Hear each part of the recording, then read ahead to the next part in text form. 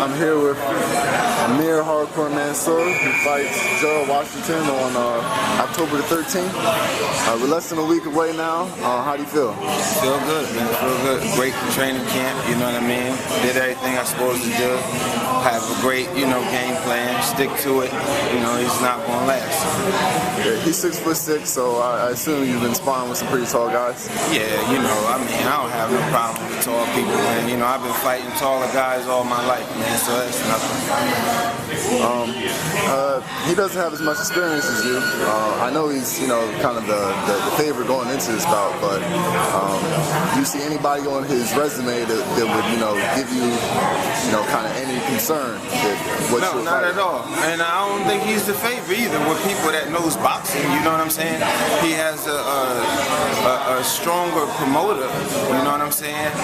In my opinion, his promoter has more publicity, that has more TV, than my team, you know what I mean? But other than that, he's not no favorite to beat me. Anybody that knows boxing, if they got him favored to beat me, then, that's their opinion, but they don't know fucking shit about boxing.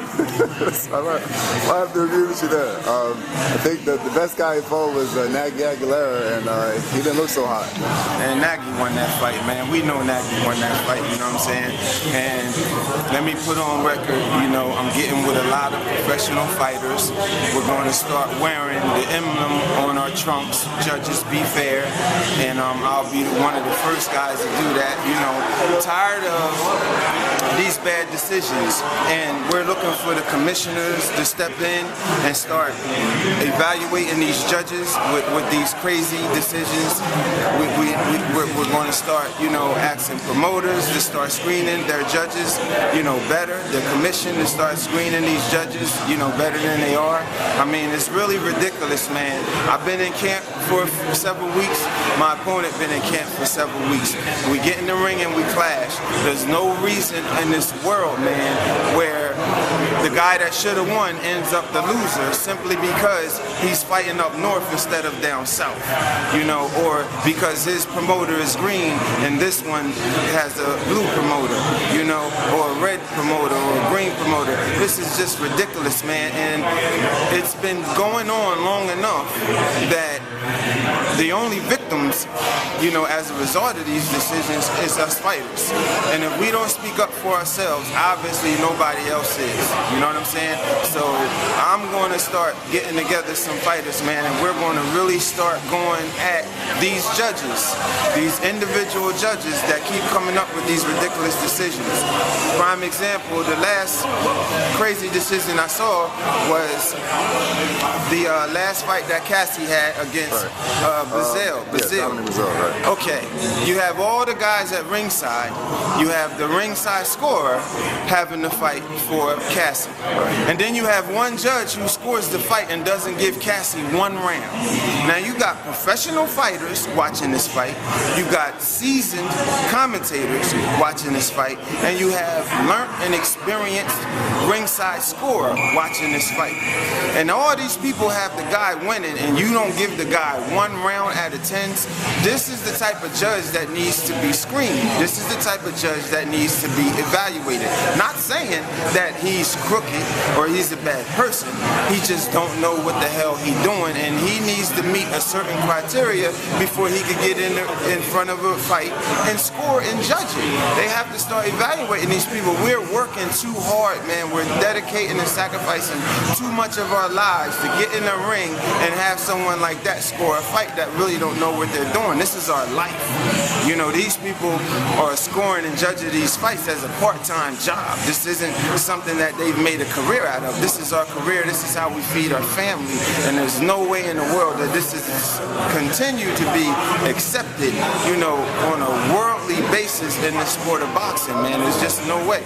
I bet you if the NFL started making crazy calls, or the NBA started making crazy calls, or the Major League Baseball League started making crazy crazy calls, or hockey, where they making big time money all across the board and the government is regulating it, somebody would be making a big fuss of it. And so I think that it's up to us fighters, man, to start speaking out against these decisions, and that's what I'm going to do my best to do. Like, how do you plan to approach these judges? Like, you know, get up in their face or through some kind of medium? Man, I've been at the end of a decision that I didn't think was fair, and I handled it pretty good. But I don't know how I would handle another decision like that, you know, putting everything out on the line. I don't know how I would handle that. So, and you know, at the end of the day, you know, I'm not no killer, man, you know what I'm saying? I'm not going to harm anybody. But, you know, as fighters, we have to start speaking up against this because nobody going to do it for us. So I would obviously, you know, have to take it to the commission, you know, pay the fee, you know, and that's another thing. It's an outrageous fee to get them to review a bad decision. It's like $10,000, and whether you win, lose, or not, you don't even get your money back. Even if you win the judgment, you don't get your money back. So that's a deterrent for a lot of people even questioning or challenging a decision, a bad decision as well. You know, these are things that as fighters, man, we got to deal with, or they got to start evaluating these judges and getting the right judges in front of them. A judge that scores a fight, don't give this guy one round and you have professional fighters, professional commentators, professional ringside scorers giving him the fight. He won the fight, and you have this one lone judge that didn't give him one round. This is the type of judge that needs to be singled out and evaluated, man. Right, the guy you're referring to, Fred Cassidy, you fought him in 2014. It was the knockout of the year for the Briscoe Award here in Philadelphia. You're about to get that in a couple weeks, right? Yeah. Since then, Cassidy's done pretty good. He hasn't got the decisions, but you know, he arguably beat Ariola. He definitely beat Brazil. Does that kind of give you like, you know, added motivation going into this fight, knowing that a guy that you knocked out clean, you know, is doing so well against these PBC fighters that you're about to go up against? It just really wakes you up and tells you what crazy state this sport is in, you know? For me to go out and dominate a guy like that, knock him out like that, and then he gets better fights than me, end up making more money since we fought than me, that's just ridiculous, man. It's really, you know, not even in a perfect world does that happen, you know what I'm saying? Or imperfect world should that happen, you know what I mean? But like I said, man, you know, it's just the state of this sport, and at the end of the day, the only people going to speak up for us is us. It's not no, you know, never do it my way, or it's not no bucking against the system. It's just pleading with the commissions and promoters. Look, people love this sport. I love this sport. You gotta love it to do it. We all work hard. We sacrifice, you know. We stay away from our families to prepare for fights. When we get in that ring, at the very least, you guys can make sure that it's fair. Simple as that. So the fight's going to be in Washington State. When do you head over there? Saturday. Okay, so it's going to be televised by Fox Sports 1 on Tuesday, part of the Toe-to-Toe Tuesday series. You kind of looking forward to, like, you know, being on national TV again? Well, my last 5-6 fights was on national TV, so, you know, it's just another day at the office, man. You know what I'm saying? Another day at the office. You know, provided you win, or at least, you know, do really good, do you see Al Haymon putting you on more cards? Well, I think that Haymon is in a position, you know, to weed out the weak. You know, I think he's on a mission to weed out the weak, end up with the strong, the dominant, you know, fighters, and let them rock out, and you know, have true world champions. You know, I think that's his mission. I mean, we've been seeing some real good fights, you know, on NBC, CBS, you know, on Fox Sports, some real tough, you know, matches. Right.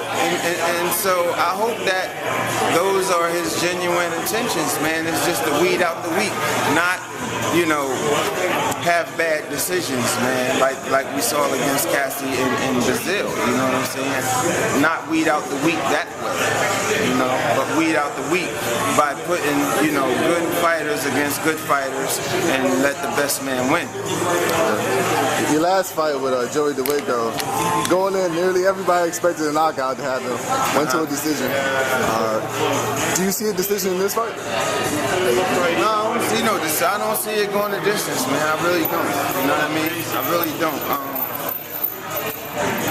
One thing I know is that it's really no way to prepare for me because I'm giving you different looks every single fight. You understand what I'm saying? I'm not going to fight him the way I fought DeWaco. I'm not going to fight him the way I fought Calvin Price. I'm not going to fight him the way I fought Cunningham or Cassie. You know what I'm saying? It's just really no way to prepare for me. And if you look at all those fights I just mentioned, you see a different style in every single fight. You don't see a one-sided fighter. So we're going to put everything together, man, and give this guy something that he just never seen before. And I don't think he had the skill set to handle it. Okay. Anything else you like to say before man, that's it, man. Just, you know, I'm ready to get it on, man. You know what I'm saying? Ready to get it on, man. Get in there and get it on. All right, well, I'm sure you do a great job. All right, bro.